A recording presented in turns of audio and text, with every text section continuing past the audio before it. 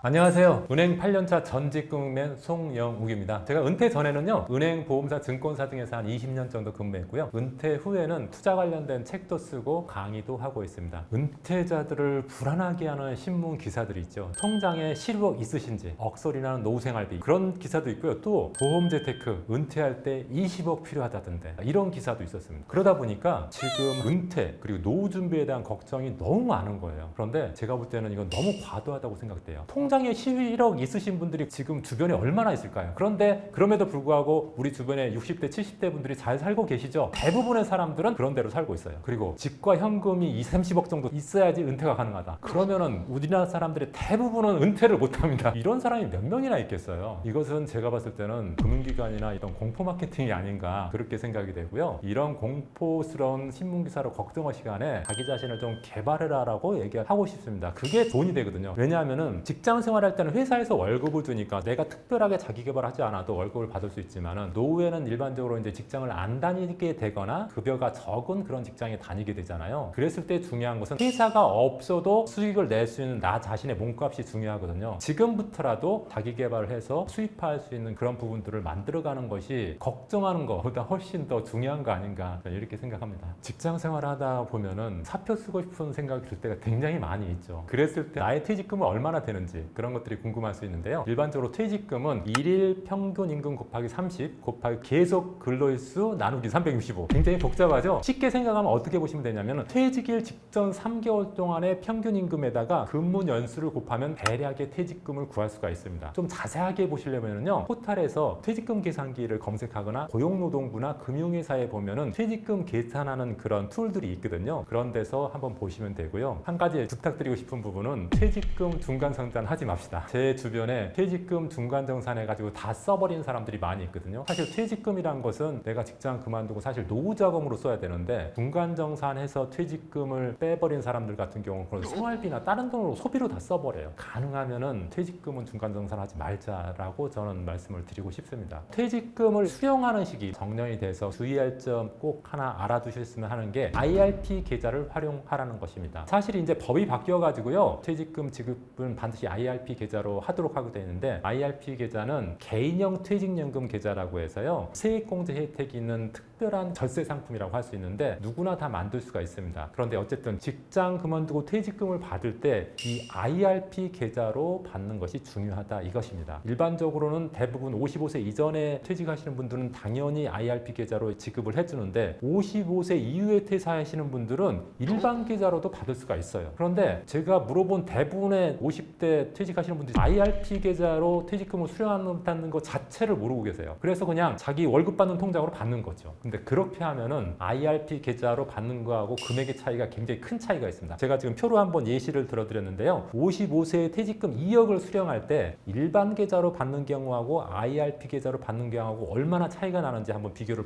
보도록 하겠습니다. 일단 일반 계좌로 받으면은요, 만약에 퇴직금 2억이라고 가정했을 때 1,000만 원 정도 퇴직 소득세로 뗍니다. 세금을 뗍니다. 그런데 IRP 계좌로 받으면요, 세금을 안 떼고 통장으로 입금을 시켜줘요. 2억을 그대로 입금을 시켜줘요. 그리고 과세 이연, 다시 말하면 세금을 나중에 내도 됩니다 하고 봐주는 거예요. 이게 무슨 소리냐면 내가 대출을 받았는데 대출이자를 10년 후에 내도 됩니다 이 말하고 똑같은 거예요. 그만큼 늦게 내면은 늦게 낸 만큼 이익이잖아요, 나한테. 그런 것처럼 과세 이연을 해주는 상품입니다, IRP는. 그래서 만약에 일반 계좌로 1억 9천을 받았다, 3% 금리 주는 예금에 넣으면은 5년 후에 한 2,850만 원 정도의 이자가 생기거든요. 근데 IRP 계좌로 2억을 받으면은 예금이자가 3천만 원이에요. 무려 150만 원이 더 많습니다. 그리고 이자 소득세도 일반 계좌 같은 경우는 내야 되지만은 IRP 계좌로 받은 경우에는 연금 수령 시까지 과세 이연이 가능합니다.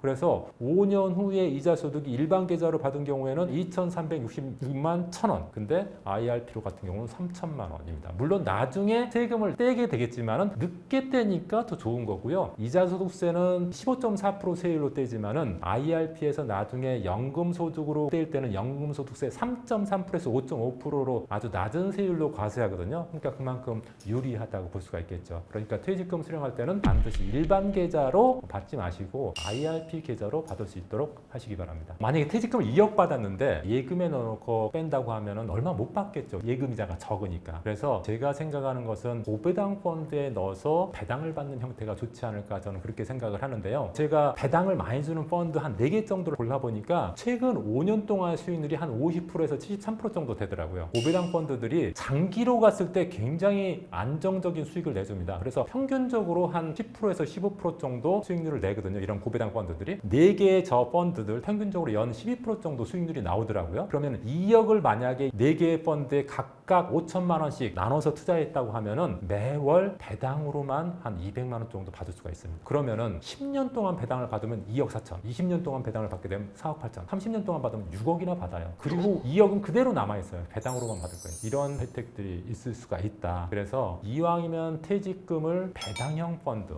펀드는 일반 주식 중에서도 좀 변동성이 적은 주식입니다. 안정적으로 할 수가 있고요. 나는 주식은 싫다 그러신 분들 있잖아요. 이런 분들은 리츠, 부동산 펀드 이런 쪽은 안정지향이신 분들이 주식 투자는 안 해도 부동산 투자에 대해서는 그렇게 거부감이 없으시거든요. 리츠나 부동산 펀드에 투자해서 거기서 배당을 받아도 한 7%에서 10% 정도 수익을 받을 수가 있거든요. 그런 상품을 활용해서 원금이 계속 있는 상태에서 배당으로만 100만 원에서 200만 원 받을 수 있는 이런 구조를 만들면은 퇴직금의 2배, 3배, 4배를 받을 수 있는 그런 효과가 있다고 볼 수가 있겠습니다. 여러분들한테 꼭 권유하고 싶은 것은 노후자금 1억은 꼭 만들어라 이렇게 말씀드리고 싶은데 진짜 노후 인생이 확 달라질 수 있기 때문에 그렇습니다. 이렇게 한번 상담한 적이 실제로 있어요. 40대인 분한테 1억 세팅을 이렇게 한번 해보라고 한 적이 있는데 1억 원이 있다 그랬을 때 고배당 ETF에 2천만 원 넣어라. 고배당 ETF 상품을 어디다 넣냐면 IS 계좌에다 넣어라. ISA 계좌는 비과세 상품이거든요. 그래서 고배당 펀드에서 나오는 배당 소득이 되게 많이 있는데 배당 소득에 대해서 이자를 한 푼도 안 내게 돼요. 그러니까 ISA 계좌를 만들어서 고배당 ETF 2천만 원 투자하고 성장형 ETF에 1,800만 원 투자하라. 그런데 이것은 IRP 계좌하고 연금저축에다가 넣어라. 여기서 또 세액공제를 받을 수가 있거든요. 최대 연간 148만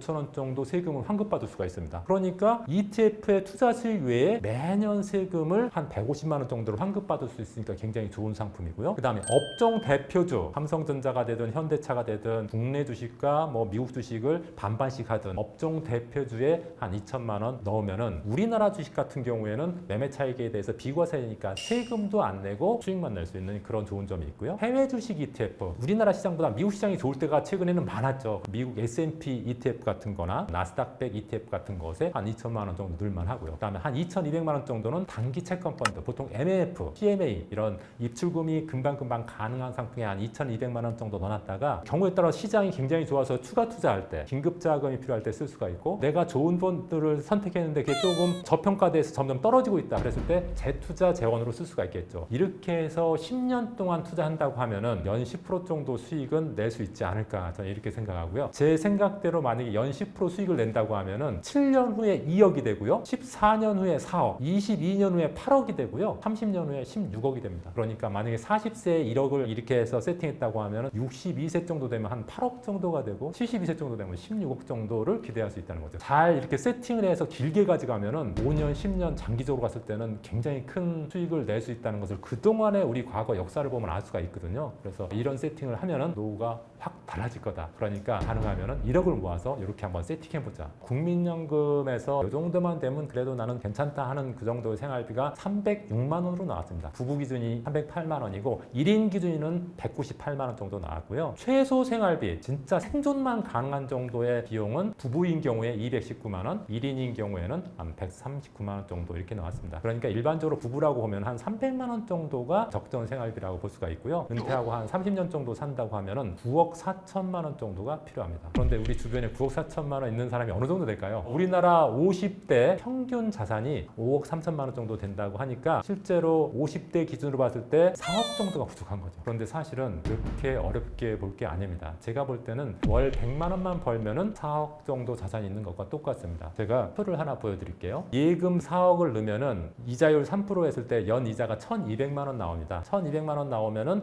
월로 치면 100만 원씩 받는 꼴이죠. 그것을 반대로 생각하면은 내가 100만 원 수입이 있다고 하면은 예금 4억 있는 것과 똑같은 효과죠. 그래서 100만 원 정도의 벌이 정도 한다고 하면은 순자산 5억 3천에다가 4억 갖고 있는 것과 비슷한 효과가 있다는 거죠. 그래서 사실 우리 주변에 보면은 10억 정도 되지 않은 사람들도 어느 정도는 살고 있잖아요. 적정 생활비는 쓰고 있잖아요. 그런 게 뭐냐면은 직장을 퇴직해도 보통 대부분 100만 원, 200만 원 벌이를 하거든요. 그러다 보니 이런 적정 생활비 정도 수준의 생활을 할 수 있다. 그러니까 노후 생활비에 대해서 너무 걱정할 게 아니라 100만 원 정도만 벌면은 노후 생활비 정도는 해결할 수 있다. 이렇게 생각하시면 된다고 생각하고 싶습니다. 종잣돈을 만드는 아주 간단한 방법 딱 두 가지만 얘기하자면은 저축 금액을 늘리거나 또는 수익을 높이거나 이 두 가지 방법밖에 없죠. 시드머니는 빨리 모으는 게 되게 중요해요. 어느 정도 종잣돈이 모아져가지고 자산이 커진 다음에는 천천히 투자를 해도 되는데 시드머니 모으는 단계까지는 빨리 모아야겠죠. 그래서 첫 번째 저축 금액을 높여서 시드머니 1억을 만드는 세팅 방법에 대해서 알아보도록 하겠습니다. 내 소득을 높이든지 수치를 줄여서 100만 원에서 150만 원 늘렸다. 그러면은 연 5% 정도 수익만 내면은 5년 이내에 1억이 됩니다. 제가 최근에 250만 원 정도 수준의 소득밖에 안 되는 그런 친구 세팅한 적이 있는데 지출을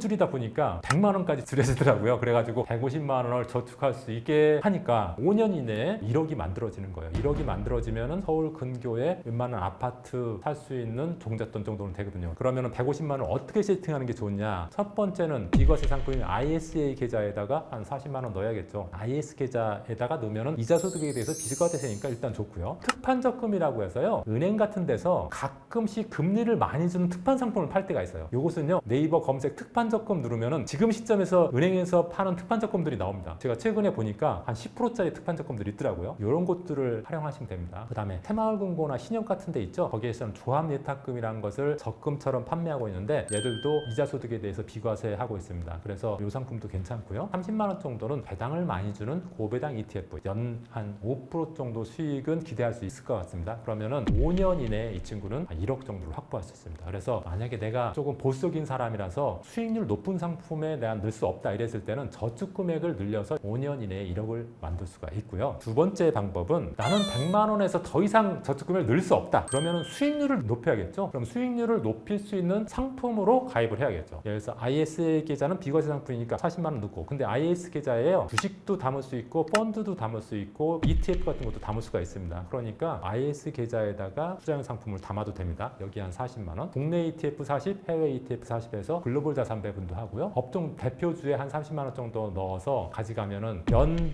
10% 정도 수익률을 기대할 수 있고요. 이러면은 100만 원 가지고도 한 5년 내지 6년에서 1억을 만들 수가 있습니다. 그래서 세팅을 하는 게 난 굉장히 중요하다고 생각합니다. 1억을 모을 때 통장에만 넣어놓기만 하면 1억이 모아지는 게 아니라 저축 금액을 높이거나 수익률을 높이는 세팅을 해야지 결국 그 1억을 달성할 수 있다는 거거든요. 그래서 여러분들이 시드머니를 만들 때는 단순하게 어떤 한 상품에 몰빵해서 그냥 1억 될 때까지 기다리지 마시고 여러 상품에 분산 투자해서 리스크도 좀 줄이면서 수익률도 높이는 자산 배분 세팅을 하는 것이 중요하다고 생각이 됩니다. 노후를 위해서 꼭 가입해야 될 상품이 세 가지가 있는데요. 첫 번째는 연금 저축이고요. 두 번째는 IRP고요. 세 번째는 ISA입니다. 만약에 이 노후 상품 3종 세트에 매월 100만 원씩 가입한다고 하면은 연금 저축에 50만 원, IRP에 25만 원, ISA에 25만 원 이렇게 넣으라고 말씀드리고 싶습니다. 그 이유는 첫 번째 연금 저축에 넣으면은요. 연간 600만 원까지 세액 공제를 받을 수 있습니다. 매월 50만 원씩 넣으면은 600만 원이 되죠. 그 600만 원 전액에 대해서 세액 공제를 받을 수 있는데 일반 연봉 한 5천만 원 정도 되는 직장인 같은 경우에는 매년 99만 원을 환급받을 수 있습니다. 그리고 IRP 같은 경우도 세액 공제가 있는데 이것도 연간 300만 원까지 세액 공제 받을 수가 있습니다. 25만 원씩 넣으면 연간 300만 원 넣게 되죠. 300만 원을 세액 공제 받으면 이것도 49만 원 정도 세금을 환급받을 수가 있고요. ISA 계좌에다가 매월 25만 원씩 넣으면은 그건 세금 환급은 없는데요. 최고 400만 원까지 이자 소득, 배당 소득에 대해서 비과세 되고요. IS 계좌는 보통 만기가 3년마다 돌아오는데 3년 후에 만기된 자금을 만약에 IRP로 이체하는 경우에 그 이체액의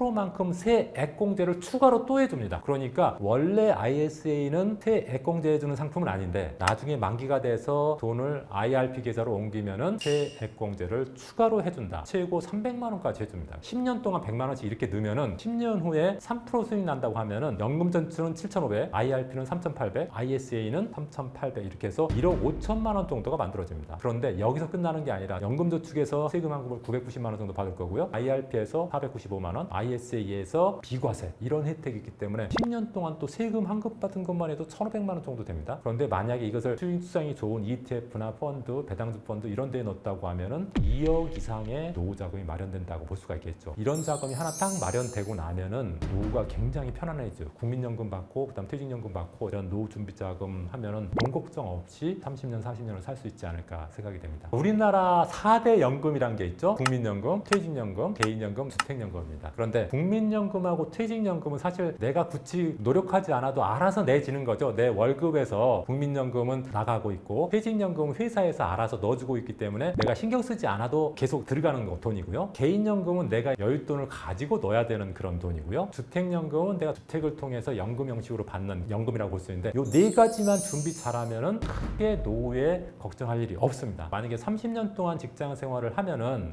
국민연금은 90만 원 정도, 퇴직연금 한 80만 원 정도 받는다고 합니다. 연봉 4천만 원 정도가 우리나라 평균 직장인의 연간 소득이라고 합니다. 연봉 4천만 원 기준으로 해서 30년 동안 직장 생활했을 때 기준한 거고 연수익률은 3%로 가정한 겁니다. 실제로 이거보다 높은데 조금 보수적으로 한번 짜봤습니다. 그렇게 하면은 직장 생활만 30년 하셔도 국민연금 90만 원, 퇴직연금 80만 원 받습니다. 그래서 국민연금과 퇴직연금을 합하면 170만 원 정도 받게 됩니다. 부부가 맞벌이로 하신다고 하면은 한 300만 원이 넘겠죠. 국민연금하고 퇴직연금만으로도 사실 평균적인 수준의 적정 생활비는 확보할 수가 있고 만약에 혼자 외벌이라고 한다고 하면은 170만 원 정도만 받을 수 있기 때문에 부족한 상황이 생길 수가 있겠죠. 그래서 만약에 개인연금 IRP에 25만 원, 연금저축에 50만 원, 매달 75만 원씩 넣게 되면은요 월 수령액이 350만 원으로 늘어납니다. 다른 상품 말고 요 IRP하고 연금저축 매달 75만 원씩만 넣으면은 매월 350만 원씩 받을 수가 있게 되는 거죠. 만약에 부부가 이렇게 했다고 하면 700만 원을 받을 수가 있게 됩니다. 그러니까 이런 연금만 잘 활용을 해도 적정한 생활은 할 수 있지 않나 이렇게 생각하고요. 한 500만 원 정도 필요하다 이런 분도 있을 수 있겠죠. 그런 경우에는 주택연금을 추가하면 됩니다. 주택가격이 8억이라고 가정하고 60세부터 수령한다고 하면은 종신토록 160만 원 받을 수 있거든요. 그럼 요걸 합하면 510만 원이 돼요. 그러니까 요 4대 연금 잘 활용해도 500만 원 정도는 내가 월 생활비로 쓸 수가 있다. 이렇게 볼 수가 있는 거죠. 노후와 관련된 소득 먼저 보도록 하겠습니다. 국민연금이나 공무원연금이나 군인연금, 상연금 이런 것이 공적연금이죠. 이런 것이 있고 그다음 퇴직연금이 있고 개인연금이 있는데 공적연금하고 퇴직연금은 세율을 한번 보시면은 최고 49.5%까지 될 수 있습니다. 그러니까 연금이 그렇게 많지 않은 사람들은 저까지 안 올라가 있지만 연금이 많으신 분들은 저렇게까지 올라갈 수 있다는 점 알아두시고 개인연금의 연금소득 세율은 3.3에서 5.5%밖에 안 돼요. 그래서 개인연금으로 절세하는 방법들이 굉장히 중요하다. 이 점 먼저 알아두시고요. 연금소득도 공제를 합니다. 350 이하인 경우는 100% 전부 다 소득공제되기 때문에 세금을 안 내도 되고요. 700만 원 이하에는 40% 소득공제해주고 1,400 이하에는 20%, 그다음 1,400을 초과하면 10% 소득공제를 해줍니다. 그럼 본격적으로 어떻게 절세하는지에 대해서 좀 알아보도록 하겠습니다. 개인연금 소득은 저율 과세한다 했습니다. 종합소득세에 비해서 적게 과세하니까 좀 유리하다고 볼 수가 있죠. 근데 무조건 5.5%까지만 과세하는 게 아니라요. 만약에 개인연금 소득이 1,500만 원을 초과하게 되면은 이것도 49.5%까지 과세할 수 있습니다. 그러니까 가능하면 개인연금 소득은 연간 1,500 이하로 만드는 게 좋겠죠. 그래야지 세율이 3.3에서 5.5% 적용되니까 어떻게 하는 게 좋을까요? 예를 들어서 내가 개인연금을 가입을 했는데 그 두 개 다 합해서 계산해 봤더니 한 1,800 정도 나온다. 그러면은 수령 기간을 연장하면 되겠죠. 10년에 만약에 1,800인 것을 20년으로 만약에 수령 기간을 길게 하면은 연간 수령액이 적어지겠죠. 30년으로 하면 더 줄어들겠죠. 이런 방법으로 해서 저율과세 받도록 하는 게 좋겠고 또 수령 시점을 분리할 수도 있습니다. 연금저축은 55세에서 85세까지, IRP는 85세에서 105세까지 수령 시점을 분산해서 연간 연금 소득이 들어오는 금액을 적게 만들어서 저율과세하는 방법 이런 것들이 절세 방법이라고 할 수 있습니다. 근데 연금 소득이 내가 1,500만 원 초과하는지 안 되는지 어떻게 알 수 있느냐? 금감원의 통합 연금 포탈이라는 데가 있습니다. 거기서 내 연금 조회를 할 수가 있어요. 거기에 연간 내가 얼만큼 연금을 받을 수 있는지가 나옵니다. 거기서 보고 1,500만 원이 넘으면 수령 기간을 연장하든지 또는 수령 시점을 분리해서 만드는 것이 절세 면에서 유리하다고 할 수가 있겠습니다. 두 번째는 그 금융소득을 과세하는 방법이 있는데요. 우리가 나이가 들면은 대부분 급여소득이 없지 않습니까? 그래서 연금소득하고 금융소득이 있을 수 있는데 여기서 금융소득이라는 것은 이자소득, 배당소득을 말하는 겁니다. 그러니까 예금에 가입하면 이자소득이 나오고요. 펀드 같은 데 가입하면 배당소득이 나오거든요. 그런 것은 2천만 원 이하까지는 분리과세에서 15.4%로 과세하거든요. 근데 그 금융소득이 2천만 원을 초과하면 종합과세 최고 49.5%까지 세금을 물리게 할 수 있습니다. 그러니까 가능하면은 비과세 상품을 많이 가입해 놓는 게 좋겠죠. 비과세 상품은 2024년 기준에서 ISA 같은 경우에 1억 원까지 비과세입니다. 1년 동안은 2천만 원씩 납입할 수 있고 최고 5년 1억 원까지 비과세할 수 있는데 내 여윳돈이 있다면 일단 IS 계좌에다 넣어놓고요. 비과세 종합저축이라고 해서 나이가 65세 이상인 분들은 또 5천만 원까지 비과세되는 상품들이 있죠. 이것도 가입하시고 그다음 조합출자금도 출자금은 2천만 원, 조합예탁금은 3천만 원까지 비과세되니까 이런 상품을 가입해 놓으시면은 노후에 세금을 안 낼 수 있다. 그리고 비과세 보험도 있는데요. 저축성보험 같은 경우는 1억까지 저축성보험인데 월 적립식으로 가입하는 경우에는 매월 150만 원까지 비과세 되거든요. 그런 상품. 그리고 종신형 연금보험 같은 경우에는 금액 제한 없이 연금 형태로 받게 되면은 비과세 해주고 있습니다. 그러니까 이런 것들을 활용하면은 노후에 세금을 좀 절세할 수 있다. 노후 대비해서 절세할 수 있는 이런 비과세 상품을 잘 활용하는 것이 나중에 세금 안 내는 게 굉장히 유리하고 또 한 가지 더 중요한 게 뭐냐면은 건강보험료도 중요합니다. 소득은 적은데 건강보험료 많이 내면 이거 굉장히 또 힘들어지잖아요. 이런 비과세 상품은요 건강보험료 산정할 때 해당되지 않아요. 건강보험료를 많이 내게 할 때 이 상품은 빼주고 계산한다고요. 그러니까 건강보험료도 늘어나지 않게 하는 상품이 바로 비과세 상품이거든요. 여윳돈이 생기면은 비과세 상품을 우선적으로 여러분들이 가입하는 게 좋고 비과세 상품이 어떤 것이 있느냐 이거 몰라서 가입하지 못하시는 분도 많거든요. 그러니까 여기 제가 적어놓은 ISA나 비과세 종합저축이나 조합출자금, 조합예탁금, 저축성보험 중에서 비과세 되는 거 이런 것을 중심으로 하면은 세금 걱정 없이 노후 생활을 할 수 있지 않을까 생각이 됩니다. 1970년대에는 한 60세, 65세 정도가 평균 수명이었다고 하는데 지금 남자 같은 경우는 80.6세, 여자 같은 경우는 86세 정도 된다고 하는데 20세 정도 평균 수명이 늘어났다고 볼 수가 있겠죠. 그래서 일단 내 나이에서 20을 빼라고 말씀드리고 싶습니다.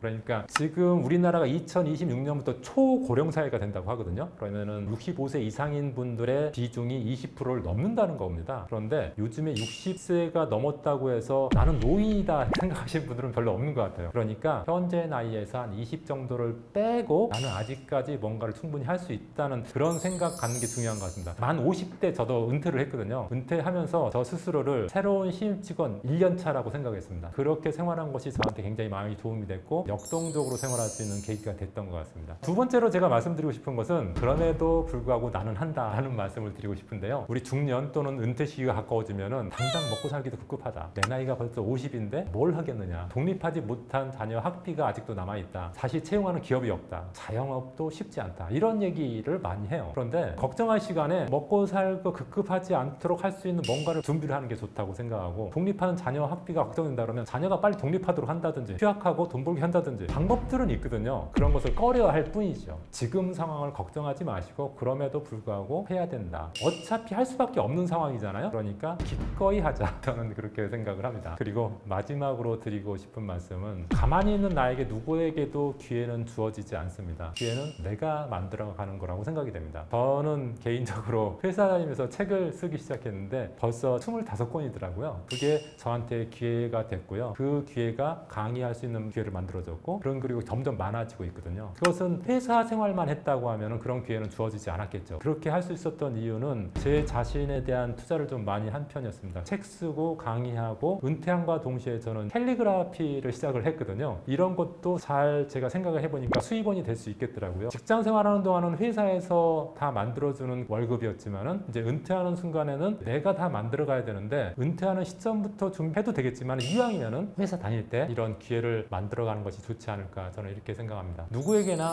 기회는 있고요. 기회를 잡는 사람도 있고 놓치는 사람도 있는데 잡는 사람은 그 기회를 자기가 만들었기 때문에 잡을 수 있는 거거든요. 기회를 스스로 만들어서 자기 개발도 하시고 부자 될 수 있는 기회가 되었으면 좋겠습니다.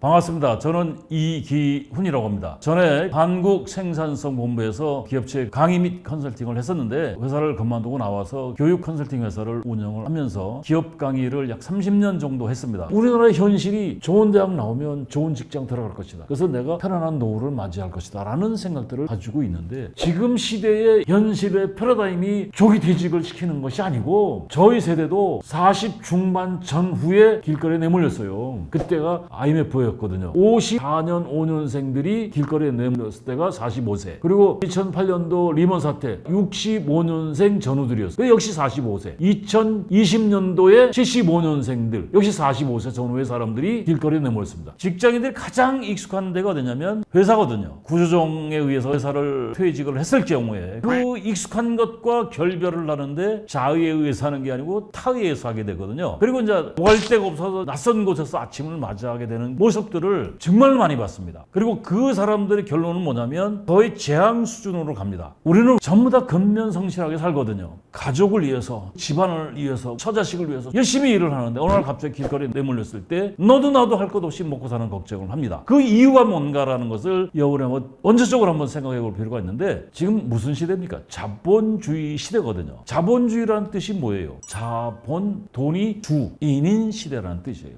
이게 사실 굉장히 무서운 말이거든요. 근데 우리나라 사람들은 황금 보기를 돌같이 하라 이런 교육을 받았어요. 돈이 주인인 시대라는 것을 여러분이 염두에 두시고 제 말씀을 좀 들어보시면 고맙겠습니다. 첫 번째가 뭐냐면 약 60%가 소득 부족입니다. 무슨 얘기냐면 돈을 못 번다는 얘기죠. 돈을 벌지 못하는 이유가 크게 제가 보니까 두 가지가 있더라고요. 첫 번째가 돈 벌 시간이 없는 거예요. 두 번째는 돈을 너무 적게 번다는 얘기예요. 그 이유를 제가 지금부터 아주 간단하게 말씀 좀 드려드리면, 첫 번째 돈 벌 시간이 없다는 얘기는 너무 오래된 패러다임에 매몰되어 있다는 얘기예요. 자녀들 스펙 7종, 8종 세트를 만들어주기 위한 노력들을 굉장히 많이 하죠. 유치원생이 아침 8시에 일어나서 20, 밤 10시까지 스케줄을 소화를 해요. 하루에 약 20시간을 공부에 투자를 하는 거예요. 왜 이렇게 스펙에 이렇게 투자를 하게 되느냐? 좋은 대학을 나오면 좋은 직장에 입사를 하고 좋은 직장에 입사를 하게 되면 행복한 인생이 보장이 된다. 과연 그럴까요? 스펙 만들기 위해서 20년 이상을 투자를 하는데 스펙 투자 비용을 회수를 못하는 게 현실이거든요. 어렵게 입사한 직장에서 평균 14.5년을 근무한다고 하더라고요. 그러면 30에 입사했다고 하면 45이면 퇴직을 한다는 얘기거든요. 정년까지 하는 사람이 9.7%. 이게 거의가 구조조정 정리하고 권고사직 명예퇴직에서 길거리에 내몰리는 사람들이 약 57% 정도가 된다는 얘기예요. 그렇게 투자를 했는데 좋은 대학 나와서 좋은 직장 들어가서 행복한 삶을 영위할 줄 알았더니 평균 근속연수가 14.5년밖에 안 되니까 결국 직장 생활이 짧다는 얘기예요. 돈 벌 시간이 없다는 얘기죠. 이게. 두 번째는 너무 적게 봅니다. 직장인의 55%가 월급이 300만 원 미만이라고 그러더라고요. 이게 여기저기 일간지에서 나왔던 얘기거든요. 지금 대학 졸업자들이 평균 취업 대기가 11.5년이라고 그러더라고요. 그래서 받는 첫 월급이 얼마를 받느냐? 200만 원 미만이 60%, 200에서 300만 원 미만이 35%. 그러니까 300만 원 미만이 95%라는 얘기예요. 이게 무슨 얘기냐면 고용 불안은 기본이고 정규직 일자리가 없다는 얘기예요. 300만 원 이상 받는 사람이 5.1%밖에 안 돼요. 세후면 250에서 260 정도밖에 안 돼요. 그럼 이 사람들 결국 뭐예요? 생활비가 모자랄 수밖에 없죠. 그래서 요새 N잡러, 옛날에 투잡, 수리잡 이런 얘기가 있었는데 여러 개 부업을 한다는 얘기예요. 직장인 10명 중에 8명이 N잡을 한다는 거예요. 부업을 한다는 거예요. 이유가 뭐냐? 월급 가지고 생활이 안 되는 거죠. 결국 N잡을 부업을 하는 것은 궁극적으로는 생활비가 있죠. 그래서 가장 큰 거는 경제적인 이유예요. 생활비, 노후자금, 경제적 여유. 그래서 지금은 퇴사 시대라고 하는데 부모님들이 자녀들한테 투자를 하는 이유가 좋은 대학을 들어가면 좋은 직장에 가서 내 자식이 행복한 삶을 영위할 것이다. 그러면서 우리 애들이 나의 노후도 조금은 보장해 주겠지 라는 생각들을 갖고 있는데, 그 자녀들이 남들이 선망하는 대기업에 입사하는 신입사원들이 1년 내에 30%가 퇴직을 한다고 합니다. 이게 실제 현상이에요. 이게 왜 그러냐면 비전이 없다는 얘기거든요. 회사에서. 우리 사람들이 정말 성실하게 살거든요. 알뜰히 아끼면서 절약하면서. 지금 여러분들 갖고 있는 패러다임을 깨지 않으면 노후의 대다수가 생활비에 피가 마르게 돼 있어요. 노후에 이 가난하게 사는 또 하나의 이유가 뭐냐면 창업 실패, 두 번째가 금융사기, 중대질병, 네 번째가 황혼이혼, 다섯 번째가 자녀 리스크가 있습니다. 창업 실패, 창업이 거의 요식업이죠. 요식업을 하게 되면 몇 프로가 망해요? 90%. 그리고 두 번째가 금융사기. 노후에 조심할 것이 금융사기를 왜 당하느냐? 결국 모자라는 생활비 때문에 현혹돼서 당해요. 여러분들 보험회사, 은행, 증권회사, 금융권에 있는 회사들이 여러분을 위해서 있는 것이 절대 아니라는 걸 명심하셔야 돼요. 의사결정은 누가 하셔야 돼요? 여러분이 하셔야 돼요. 최종 책임은 결국 여러분이 당할 수밖에 없어요. 그리고 세 번째, 나이 먹으면 또 감당이 어려운 큰 병이 왔다라고 하면 집까지 팔아야 돼. 그래서 노후에 집 없는 어르신들이 굉장히 많습니다. 근데 부부가 둘 중에 하나가 아파도 그런 경우가 오지만 젊은 애들이 갑자기 큰 중대 질병이 걸릴 수도 있잖아요. 후배가 딸내미가 혈액암 18더라고요. 자녀 포기 못 하잖아. 그 부모가 안고 가는 거예요, 그거 다. 그리고 네 번째, 황혼 이혼하는 경우가 있는데 지금도 노후의 생활비 때문에 걱정하는 사람이 80%인데 그 반을 쪼개보세요. 성질 죽이고 황혼 이혼하지 마세요. 그리고 자녀 리스크. 그러니까 미국 같은 경우는 자녀들 교육시킬 때 고등학교 딱 졸업하면 독립을 시켜서 부모가 돈 빌려주고 다 나중에 회수받고. 그러니까 애들이 미국의 자녀들은 사회 나오면 빚을 안고 나온다 그러잖아요. 근데 우리 부모들은 그걸 다 안아주고 하잖아요. 그래서 뭐 캥거루족들이 대표적이라고 하는데 그런 리스크를 관리한다는 게 쉽겠습니까? 어렵겠습니까? 어렵다는 얘기죠. 작년 말에 나왔던 얘기인데 노후의 적정 생활비가 369만 원이라고 그러더라고요. 실상은 최소 생활비가 212만 원이라고 하더라고요. 지금 직장인의 60%가 300만 원 미만이라고 그랬죠. 월급이. 매스컴에서 나온 얘기예요. 그러면 세후면 250. 그랬던 사람이 나이 먹어서 적정 노후 생활비가 369만 원이래요. 분명히 뭔가 잘못되어 있는 거죠. 실제는 212만 원. 이것도 생활비가 어렵다는 거예요. 현실적으로 250만 원 벌던 사람이 생활비 210만 원 감당이 되겠어요? 안 되겠어요? 건강보험료, 전기세, 아파트 관리비, 보험료, 경조사비, 의료비용 이거 제가 한번 계산을 해보니까요 370 나와요. 젊을 때도 돈 못 번 사람이 나이 60 넘어서 노후생활비 조달할 수 있는 방법이 있어요? 없어요? 다 그 사실 허구밖에 안 돼요. 노후 부족한 생활비 조달하는 방법은 아주 간단합니다. 6가지를 제가 여러분한테 말씀드릴 건데 첫 번째, 생활비 현실적으로 조달하기 어렵다. 현혹되시면 안 됩니다. 두 번째, 금융사기를 당하면 안 된다. 근데 왜 당한다? 생활비 조달에 현혹돼서 사기 당할 수밖에 없어요. 너도 나도 당합니다. 금융권 전문가의 말은 참고만 해라. 모든 귀결은 나한테 책임 있는 거예요. 세 번째, 이게 하이라이트인데 지출 항목을 줄이는 수밖에 없어요. 지출 항목을 줄이는 방법이 보험 컨설팅을 받아볼 필요가 있습니다. 부부가 5, 60만 원, 7, 80만 원 보험료를 내요. 200, 300만 원 미만의 봉급자들이 60%인데 그 사람들이 한 달에 60에서 80을 낸다라고 하면 이건 당연히 문제가 있는 거죠. 컨설팅을 받아보시라는 얘기죠. 그러면 지출 항목을 또 줄일 수가 있고. 그리고 두 번째, 경조사비를 줄여라. 뭘 체면 따져. 당장 여유가 있으면 경조사비 내지만 그 상대도 이해를 해요. 그리고 나이 먹으면 가장 많이 들어가는 비용이 뭔지 알아요? 병원비, 약값이거든요. 의료비를 줄일 수 있는 방법이 뭐예요? 역설적으로 잘 먹어야 돼. 운동을 해야 돼. 그러니까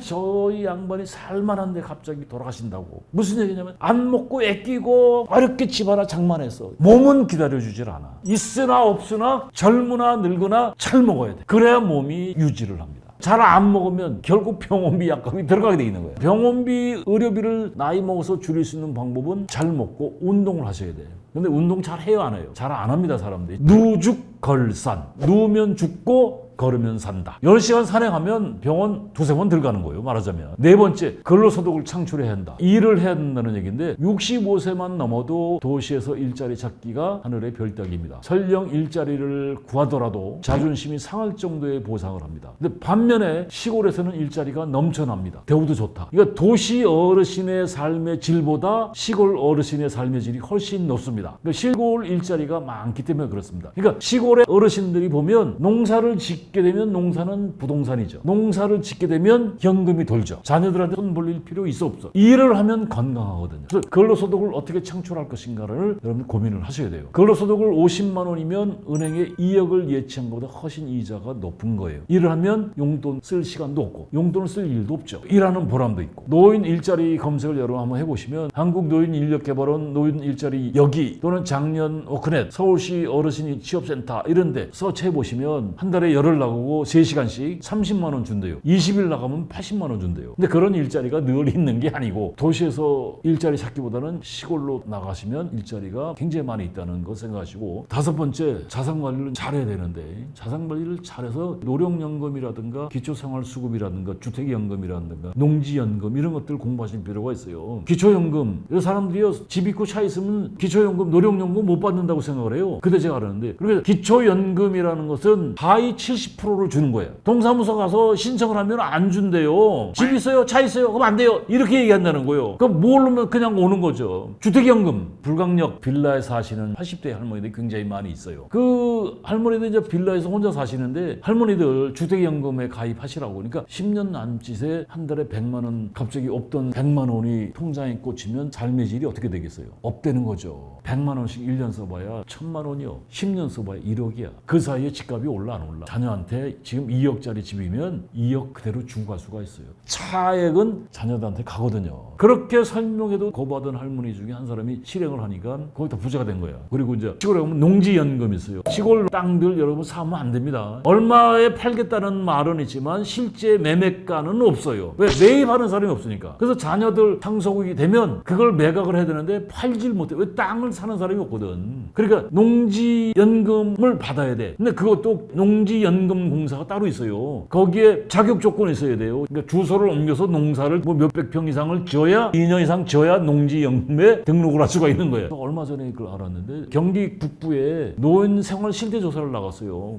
어떻게 생활하세요? 그러니까 할머니가 그러더라고요. 노인연금 할아버지 돌아가시고 기초연금 받고 공공근로 30만 원, 7, 80만 원 받는 거예요. 근데 가장 많이 들어가는 돈이 뭐냐고 물어보니까 병원비, 약값이래. 아까 얘기한 의료비. 그러니까 70만 원 가지고도 저축을 하신대. 369만 원이 적정 생활비라고 하는데 이 할머니들은 70만 원 가지고 병원비, 약값 쓰고 다 뭐 10만 원, 20만 원 저축을 하신다는 거예요. 그러니까 기초생활수급자가 되니까 지원비가 많다는 거지. 겨울에는 난방비가 돈 100만 원 지원이 된다는 거예요. 병원비도 상당 부분 지원되고. 그러니까 노후에 너무 걱정할 필요 없다는 얘기죠. 자산관리에 대한 공부를 좀 여러분이 할 필요가 있고 강력하게 얘기하는 것은 삶의 터전을 옮겨라. 노후에 병원 때문에 도시에서 살아야 된다. 이런 얘기 많이 하죠. 요새 교통이 좋아서 응급조치하고 서울로 올라올 수 있어요. 도시에서 버티지 말고 지방 시골로 삶의 터전을 옮겨라. 시골로 삶의 터전을 옮기면 절대 땅이나 집을 사면 된다 안 된다? 안 된다. 시골 터세 감당하기 어렵다. 이 얘기는 무슨 얘기냐면 기초생활수급자 노령 혜택을 받을 수가 없습니다. 시골에 가면 빈집이 무지 많거든요. 지방자치단체라든가 농업진흥공사 등 빈집 소개하는 사이트들이 엄청 많습니다. 제가 아는 양반이 사업 실패 후 시름시름 하다가 이 양반이 시골로 혼자 이사를 했어요. 집주인이 이제 자식들이죠. 자식. 고향집을 처분해봐야 돈도 안 되니까 누가 들어와서 살았으면 좋겠다는 것을 저 빈집 그 사이트에 연결을 해놨더니 이 양반이 연결돼서 들어갔는데 연세를 50만 원 줬대요. 집이 굉장히 잘 지어놨대요. 그리고 딸린 텃밭이 1000평이라 된다고. 그것도 그냥 농사 져서 용돈 버시라고 무상으로 임대를 해줬다는 거. 명목상 정했다는 건데 요새는 그런 빈집이 많습니다. 주민등록을 옮기니까 지방자치단체에서 집 수리 비용 지원해주고 이사 비용 지원해주고 집들이 비용, 집 수리 비용뿐만 아니라 집들이 비용까지 지원해주더래요. 더 결정적인 거는 맨날 집에서 구박받다가 1000평을 일구니까 일거리가 있으니까 건강도 회복이 되고 점점 젊어지더라 이거예요. 그래서 중요한 거는 65세 넘어가서는 현실적으로 생활비 조달하기가 쉽다 어렵다? 쉽지 않다는 거 여러분 아셔야 됩니다. 여러분들 노후 생활비 너무 걱정할 필요 없어요. 각종 매스컴에서 노후 생활비, 적정 생활비 이런 얘기들을 많이 하는데 현실감이 상당히 전 떨어진다고 생각을 하고 그래서 제가 여러분들 권하고 싶은 얘기는 일을 만들고 자산관리 공부도 좀 하시고 삶의 터전을 옮기시면 100만 원만 가져도 충분하다는 생각이 들어요. 실제로 제가 컨설팅 가면서 만나본 분들도 있었는데 시골 부부가 한 달 생활비가 30만 원이에요. 아니 그거 가지고 가능하십니까? 그러니까 부식비는 주변에 다 있고 갖다 주는 것들이 많다라고 하시더라고요. 도시에서 살 수 있으면 살되 그것이 쉽지 않다라고 하면 100만 원 정도만 벌 수 있으면 노후에 생활하는데 크게 지장이 없다라고 생각합니다. 노후의 생활비 너무 걱정하지 마시고 건강만 하시면 일을 할 수가 있고 제가 좋아하는 말인데 장소를 바꾸고 시간을 바꾸고 생각을 바꾸면 미래가 바뀐다. 여기에다가 꿈을 바꾸면 인생이 달라진다. 노후의 생활비 멋있게 살 수 있습니다. 안녕하세요. 은퇴 8년차 전직금맨 송영욱입니다. 제가 은퇴 전에는 은행, 보험사, 증권사에서 20여 년 정도 근무했고요. 은퇴 후에는 투자 관련 책도 쓰고 강의도 했습니다. 금융투자협회에서 금융기관 직원을 대상으로 투자 교육을 했었고요. 기업에서는 일반 직장인을 대상으로 해서 월급 관리나 은퇴 관리나 자산 관리 그런 강의를 해오고 있습니다. 진짜 부자들은 그들만의 특별한 세 가지가 있는 것 같습니다. 제가 금융기관에서 근무하면서요. 한 10,000명 정도의 고객을 상대했거든요. 그런데 그 중에서 꽤 어떻게 돈을 많이 버셔서 부자가 되신 분들을 중심으로 제가 특징을 찾아보자면은 첫 번째는 자기 목표가 확실합니다. 제가 98년도에 제 고객 중에 한 분이 그분이 10년에 10억 만들기라는 자기 목표를 세웠더라고요. 그 당시만 해도 사실 10억이라는 금액이 굉장히 컸거든요. 그래서 제가 생각할 때는 제 월급으로 봤을 때 절대 10년에 10억 모으기는 좀 힘들 것 같다 그렇게 생각했는데 그 친구가 진짜로 10년에 10억을 모아서 지금은 건물주가 되었습니다. 그래서 자기 목표를 가진다는 그런 특징을 갖고 있고요. 두 번째는 부자들은 대부분 우선순위가 있는 것 같습니다. 일반적으로 소비보다 저축을 우선한다는 거죠. 제가 첫 직장이 동대문에서 근무했는데요. 동대문에 오시는 저 고객 중에서 구두 닦아주시는 분이 계셨어요. 제 구두도 닦아주고 그 건물에 있는 모든 사람의 구두를 매일 아침마다 닦아주셨는데 그분은 매일 저축을 하십니다. 그날 번 돈을. 그래가지고 이분도 자산이 저희는 나중에 알았는데 10억이 된다는 동, 20억이 된다는 동 아주 굉장히 많은 자산을 갖게 되었다는 그런 얘기를 들었거든요. 은행마다 각 억 단위로 저축이 있었어요. 그분이 구두 닦아서. 그래서 이런 분들은 대부분 소비보다 저축을 우선시했기 때문에 그런 자산을 모을 수 있지 않나 그렇게 생각이 되고요. 세 번째 특징이 저는 가장 중요하다고 생각되는데 세 번째는 자산 세팅을 잘합니다. 부자들은요 수익과 투자, 지출 관리를 잘한다는 거죠. 일반적으로 부자가 되려면 수입이 높아야 되고 투자나 저축이 많아야 되고 지출은 좀 적어야겠죠. 그런데 이 관리를 굉장히 잘한다는 특징을 갖고 있다는 거죠. 여러분들도 만약 부자가 되시려면 이런 부자들의 조금 특징들을 벤치마크하는 게 좋지 않을까. 저도 그렇게 하면서 조금 자산을 모을 수 있었던 것 같습니다. 부자가 되지 못하는 사람의 특징의 첫 번째는 행동하지 않는다는 거죠. 일반적으로 생각만 열심히 하고 행동을 안 합니다. 제가 아는 고객 중에 한 분이 삼성전자 직원이었는데요. 그분이 삼성전자 주가가 꽤 많이 떨어졌을 때 삼성전자 사야 되느냐 말아야 되느냐 그걸 저한테 물어보러 왔었어요. 제가 증권사에 그 당시에 근무하고 있었거든요. 그런데 제가 봤을 때는 딱 살만한 가격대이고 그리고 지금 사도 충분히 수익을 낼 수 있을 것 같고 스스로도 삼성전자에 다니기 때문에 회사에 대한 내용을 잘 아니까 관리도 잘 할 수 있을 거라고 해서 저는 적극 추천했는데 자기 회사임에도 불구하고 자기 회사에 대한 불신이 되게 많고 그리고 그만두려고 하고 앞으로 전망을 되게 안 좋게 보더라고요. 그렇게 계속 사는 것을 멈칫멈칫한 사이에 삼성전자 주가는 계속 올라가는데 올라갈 때마다 또 전화를 해서 아 이거 사야 되냐 말아야 되냐 계속 그렇게 물어보는 거예요. 그럼 살 때 보면 좋은 점도 있지만 항상 안 좋은 점도 회사에 뉴스들이 있거든요. 그럼 안 좋은 점에만 너무 몰두하다 보면은 결국 사지 못하게 되는 거죠. 행동하지 못하게 되는 거죠. 그런 사이에 이 삼성전자의 주가는 20배가 올랐습니다. 그 친구는 퇴직할 때까지 결국 삼성전자 주식을 못 샀거든요. 결국 행동하지 못하면은 부자가 될 수가 없다 이렇게 생각되고요. 두 번째 부자가 되지 못하는 사람의 특징은 도전하지 않는다. 일반적으로 도전하지 않는 사람들은 남만 가지고 자기를 자책하게 됩니다. 누구는 집 샀는데 나는 집도 없고 누구는 외제차 샀는데 외제차도 없고 누구는 해외여행 간다는데 나는 해외여행도 못 가고 이렇게 남의 행동만 부러워하고 자기는 하지 않아요. 그리고 뭔가를 하려면 자기의 어떤 리스크를 감수하고 도전할 수 있어야 되는데 남이 하는 것만 보고 자기는 그 도전이 두려워서 못 하거든요. 근데 도전해야지 부자 될 수 있습니다. 가만히 앉아 있으면 절대 부자가 될 수가 없죠. 부자가 되지 못하는 사람의 세 번째 특징은 미래에 대한 생각이나 준비를 하지 않는다는 거죠. 대부분 이런 분들은 과거에 집착해요. 나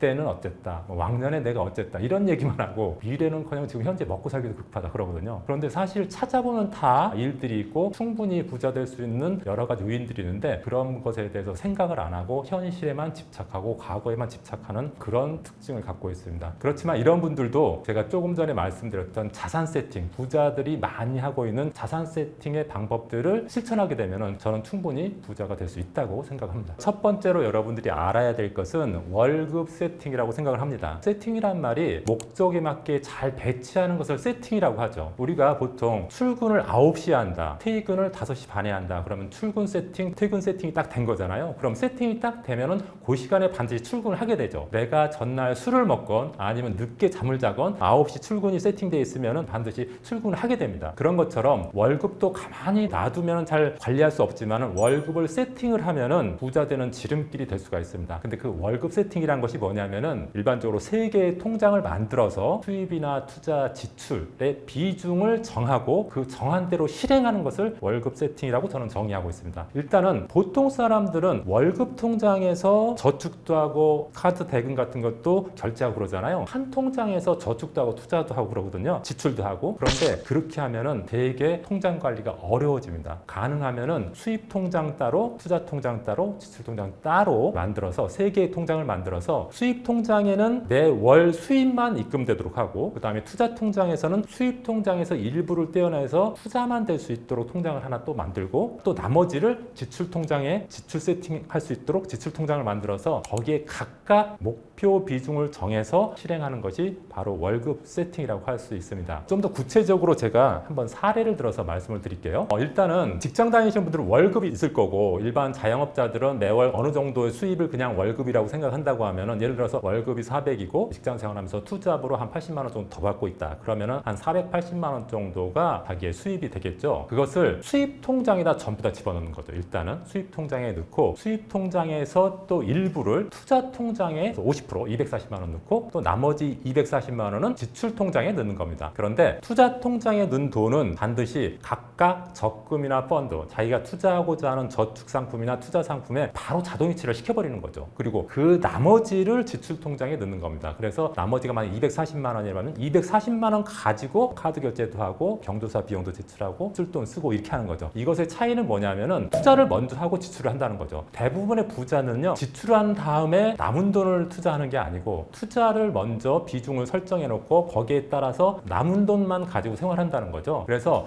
직장이든 아니면 자영업자든 자기 수입의 일정 부분은 수입 통장에 다 집어넣고 그 다음에 그 중에서 일부를 투자 통장 또 일부를 지출 통장으로 나누어서 투자하면은 일단은 기본적으로 내 수입이 얼마인지 확실하게 한 통장만 보면 알 수 있고 그 다음 내가 투자 저축하는 게 얼마인지 통장 하나만 보면 다 알 수 있고 지출하는 게 얼마인지를 지출 통장만 보면 다 알 수가 있겠죠. 그런데 이것을 만약에 다 한 통장에서 한다고 하면은 투자와 지출이 막 왔다 갔다 하기 때문에 사실 관리하기가 되게 힘들겠죠. 그리고 투자 통장과 지출 통장을 이렇게 분리하면은 매달 한 번씩 보면서 내가 얼만큼 자산이 늘어났고 또 쓴 돈은 내가 얼마인지를 명확하게 알 수 있다는 점에서 굉장히 좋다고 볼 수가 있겠습니다. 수입을 높이는 방법이 바로 수입 세팅이라고 볼 수가 있습니다. 수입 세팅을 하려면 일단은 내 월 수입을 얼마로 설정할 것인가를 먼저 결정해야 됩니다. 직장인이라고 하면은 월급의 120%, 자영업자라고 하면은 현재 수입의 120%를 잡으라고 얘기하고 싶습니다. 만약에 저 같은 경우는 그랬습니다. 월급의 20%는 제가 별도로 수입을 얻으려고 노력했거든요. 그래서 직장 생활하면서도 책도 쓰고 강의도 하면서 월급 외에 항상 20% 이상을 계속 벌었습니다. 그래서 일반적으로 똑같이 직장 생활을 해도 이렇게 추가적으로 투잡이나 맞벌이를 통해서 돈을 좀 더 벌 수 있다면 아무래도 투자 되는 게 빨라지겠죠. 이게 아주 단순한데 대부분의 사람은 지키지 않더라고요. 제 동기들 중에서도 거의 비슷한 월급을 받는데 3년 후, 5년 후가 달라지는 이유는 어떤 친구는 성과급을 더 많이 받기도 하고 어떤 친구는 승진을 하기도 하고 어떤 친구는 직장 끝나고 나서 투잡을 하기도 하고 이런 활동을 하기 때문에 수입이 늘어나는 거지 그냥 지금 있는 수입을 계속 고수만 한다고 하면 절대 수입이 늘어나지 않죠. 하늘에서 돈이 떨어지는 것도 아닌데. 그래서 반드시 수입 세팅은 자기 현 수입의 한 120% 정도를 잡아라. 저 같은 경우는 그 정도 생각하는데 더 높게 잡아도 상관없습니다. 나는 좀 더 많이 벌 자신이 있다고 하면은 130%, 150% 잡아도 되는데 저는 한 120% 정도는 수입 목표로 잡아서 그 실행 방법을 성과급이나 아니면은 맞벌이나 투잡을 실행을 해서 좀 시작을 해봐라. 물론 처음에는 그 금액이 크지 않겠지만은 시간이 굉장히 가면 커지고요. 저 같은 경우는 사실은 투잡으로 했던 책 쓰기나 강의 같은 것이 지금 본업이 돼서 회사를 안 다녀도 자연스럽게 수입이 오는 그런 구조로 되었거든요. 그래서 단지 자기가 하는 일에만 집중하지 마시고 사이드 잡을 좀 가져가는 것도 수입을 올리는데 굉장히 중요하다라고 생각하고요. 매년 12월 말에는 이런 것을 업데이트 해줘야 됩니다. 금년에는 월 목표 비중이 500이었다면 내년에는 550, 그 내후년에는 뭐 600 이렇게 퍼센테이지로 할 수도 있고 금액으로 이렇게 할 수도 있고 원하는 방향으로 어쨌든 목표를 설정해서 수입을 높여가는 목표 비중과 실행 방법을 실행하면은 누구든지 수입은 점점 올라갈 수 있다고 생각이 됩니다. 돈을 벌면 너무나 좋겠죠. 내가 노동을 해서 돈을 벌기에는 시간도 들이고 나도 좀 힘들지만은 어느 정도 수입이 생기면은 투자를 해서 돈을 벌 수 있도록 만드는 구조를 여러분들이 만드는 것이 부자 되는 또 길이라고 생각하는데 그게 바로 투자 세팅과 관련된 겁니다. 여기서 투자 세팅은 단순하게 투자만 말하는 게 아니라 저축을 포함하는 개념이라고 보시면 되는데요. 예를 들어서 투자 세팅도 목표 비중을 설정하고 실행 방법을 정하면 되는 거죠. 예를 들어서 저 같은 경우에는 이제 월 수입의 40% 투자 세팅을 했습니다. 그러니까 내가 예를 들어서 500만 원이 내가 월 수입이다 그러면은 200만 원은 무조건 투자한다. 제가 생각했을 때 20, 30대 결혼하기 이전인 분들은 투자 세팅할 때 투자 비중을 한 50% 이상으로 하는 게 좋을 것 같고요. 결혼을 하게 되면은 사실 이것저것 쓸 돈이 많아집니다. 그래서 50% 이상 투자 투자하기가 현실적으로 불가능하거든요. 그래서 한 40% 정도로 저는 잡았는데 이건 자기 상황에 맞게 좀 잡으면 될 것 같고요. 그렇다고 하면 투자 세팅할 때 어떻게 투자 세팅을 해야 되느냐 잘 모르시면은 저축형 상품 50%, 투자형 상품 50%. 이게 무슨 소리냐면은 저축형 상품은 예금 적금과 같이 원금이 안 깨지는 상품입니다. 반면에 투자형 상품은 펀드나 주식처럼 손실이 날 수도 있지만 수익이 나면 크게 날 수도 있는 그런 상품이 투자형 상품이거든요. 제일 처음에 시작할 때는 이렇게 시작을 했으면 좋겠어요. 저축형 반, 투자형 반. 그래서 이렇게 하면은 예를 들어서 조금 시장이 안 좋을 때는 저축형 상품에서 조금 수익이 날 거고 시장이 좋을 때는 투자형 상품에서 수익이 많이 날 겁니다. 그래서 단기적으로는 투자형 상품에서 손실이 날 수도 있어도 3년, 5년, 10년 가면 투자형 상품 쪽에서 굉장히 큰 수익이 나기 때문에 종잣돈 마련할 때 굉장히 유리하거든요. 그리고 저축형 상품을 통해서 또 안정적인 자산 확보도 할 수 있기 때문에 안정과 수익 두 가지 토끼를 잡는 그런 효과가 있습니다. 이것도 매년 말 12월 달에 한 번씩 업데이트하는 게 좋다고 생각이 되고요. 하나 예시를 한번 들어보겠습니다. 투자 세팅을 할 때 자기의 투자 성향이 어떤지를 좀 아는 게 중요해요. 어떤 사람은 굉장히 보수적이신 분들 있잖아요. 원금 깨진 거 죽도록 싫어하시는 분들, 만약에 투자해가지고 돈 깨지면 잠도 못 자시는 분들, 피 같은 내 돈 손해보는 것은 너무 싫으신 분들, 이런 분들을 보통 위험 회피형이라고 하거든요. 안정적인 성향이신 분들 있죠. 이런 분들은 목표 수익률도 한 3% 내외, 예금금리 수준 있죠. 손해를 본다고 해도 3% 이상 손해보면 안 되는 정도의 투자 성향을 가지신 분들인데, 이런 분들은 저축형 상품의 비중을 90% 아주 많이 가져가는 게 좋겠죠. 이분들은 깨지는 거 싫어하니까 저축형 상품의 비중을 한 90% 정도 가져가고, 투자형 상품,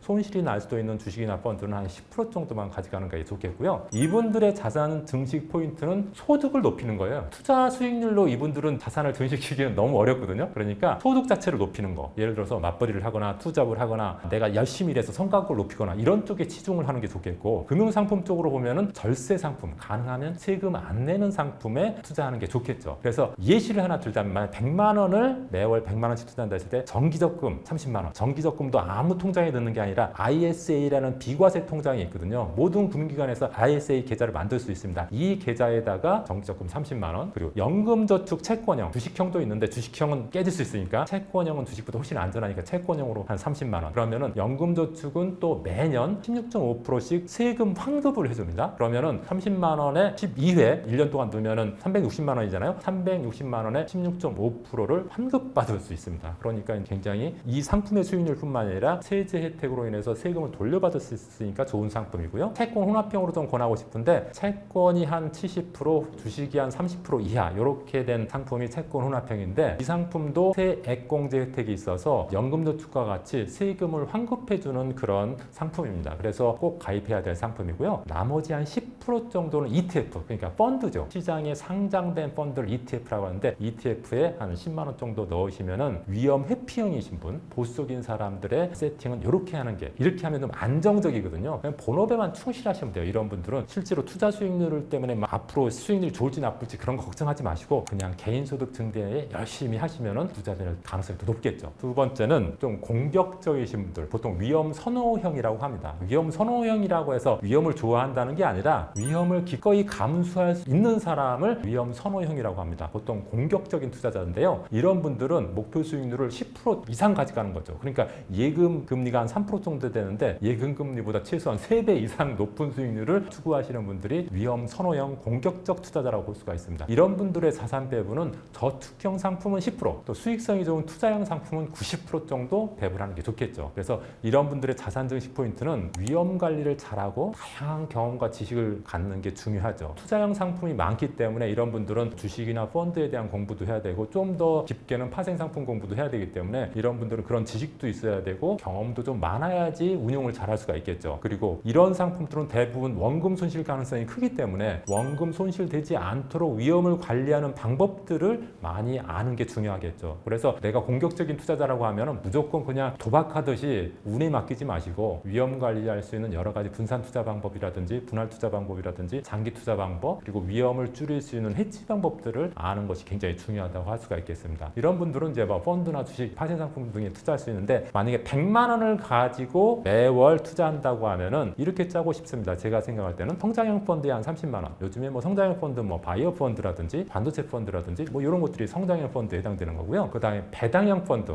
배당을 많이 주는 ETF들도 있습니다. 최근에 월배당 ETF라고 해서 요즘에 굉장히 인기 있는데, 이런 배당형 펀드도 한 30만 30만 원 늘만 하고요. 그 다음에 부동산에 투자하는데 부동산에 투자하려면 돈이 많이 들어가잖아요. 그런데 리츠나 부동산 펀드 같은 경우는 뭐 10,000원, 10만 원만 가지고도 투자할 수 있습니다. 아주 좋은 부동산에 투자되고 있는 리츠 상품에 30만 원 정도 투자할 수 있고요. 그 다음에 단기 펀드, CMA 같은 단기 펀드에 한 10만 원 정도 넣어놨다가 긴급 자금으로 쓸 수도 있고 좀 더 투자를 더 하는 데 쓸 수도 있을 겁니다. 이렇게 투자하면은 물론 조금 약간 리스크가 크긴 하지만은 매월 적립식으로 되기 때문에 큰 돈이 깨지지는 않고요. 또 장기로 갔을 때는 큰 수익을 낼 수 있는 세팅이라고 볼 수가 있습니다. 그래서 여러분의 투자 성향이 좀 공격적이다 그랬을 때는 이런 위험 선호형 세팅을 하시면 되고, 나는 좀 굉장히 보수적이다 그랬을 때는 조금 전에 말씀드렸던 위험을 회피하는 형태의 그런 세팅을 하시면 되겠고요. 나는 잘 모르겠다, 내 성향을 잘 모르겠다 그러면 50대 50을 하다가 내가 조금 투자형에 가깝다 그러면 투자형 비중을 높이고, 나는 조금 안정형에 가깝다 그랬을 때는 저축형 상품, 안정형 상품을 늘리면 되겠죠. 제가 주변에서 진짜 많이 듣는 얘기입니다. 돈은 매월 벌고 있는데 항상 쪼들리면서 살죠. 내가 월급이 줄어드는 것도 아니고 조금씩 올라가고 내가 수입이 점점 늘어나고 있는데도 작년보다 더 쪼들린 것 같고 또 한 해가 지나면 또 쪼들리는 것 같고, 물론 여러 가지 이유가 있긴 합니다. 물가가 상승하기도 하고 예전에 쓰지 않았던 소비품들이 많았죠. 제가 젊었을 때는 휴대폰 같은 것도 없었고 뭐 여러 가지 필수적으로 쓰지 않았던 것이 많은데 점점 경제가 발전하고 우리나라 잘 살면서 필수적으로 쓰는 소비품들이 많아졌죠. 그런 것이 많아지면서 점점 돈은 벌어도 계속 쪼들리며 하는 거죠. 그래서 지출 세팅이 굉장히 중요하다는 거죠. 쪼들린 것은 돈을 많이 쓰기 때문에 그런 거잖아요. 내가 돈을 아끼고 돈을 안 쓰는데 쪼들려지지는 않죠. 돈을 많이 쓰는데 그러면은 지출을 내가 얼만큼 할 것이냐를 미리 정해놓고 그것만 지키는 것이 중요하다는 것이 바로 지출 세팅입니다. 예를 들자면은 월 수입의 60%만 지출한다. 내가 500만 원 번다고 하면은 300만 원만 지출하고 300만 원 이상은 절대 나는 지출하지 않는다. 이런 목표를 미리 딱 정해버리는 거죠. 그래서 이 목표가 벗어날 상황이 되면 아예 쓰질 않는다. 우리가 사실은 돈이 없으면 안 쓰게 되잖아요. 예를 들어서 내 돈의 500만 원 중에서 200만 원을 투자 세팅하면서 자동이체 다 시켜버리면 돈이 남는 돈이 딱 300만 원밖에 안 남잖아요. 그거 가지고 쓰는 거죠. 그거 다 쓰면 안 쓰는 겁니다. 그래야 지출 세팅에 의미가 있는 거지. 예를 들어 지출 세팅 내가 월 300으로 해놓고 그거 이상으로 쓰면 의미가 없는 거죠. 그러려면은 일단은 고비용이나 비효율적인 소비는 안 해야 되겠죠. 그리고 가능하면은 신용카드보다는 체크카드를 활용하는 게 좋다고 생각합니다. 그 예를 제가 하나 들어보도록 할 텐데요. 지출 세팅에서 가장 중요한 것은 뭐냐면은 큰 돈이 안 나가게 하는 거예요. 자잘한 돈 안 나가게 하는 건 중요한데 진짜 큰 돈이 많이 나가는 것 중에서 대표적인 것에 하나 예시를 들어보도록 하겠습니다. 제가 생각할 때 대표적인 과도한 지출이 저는 보험이라고 생각합니다.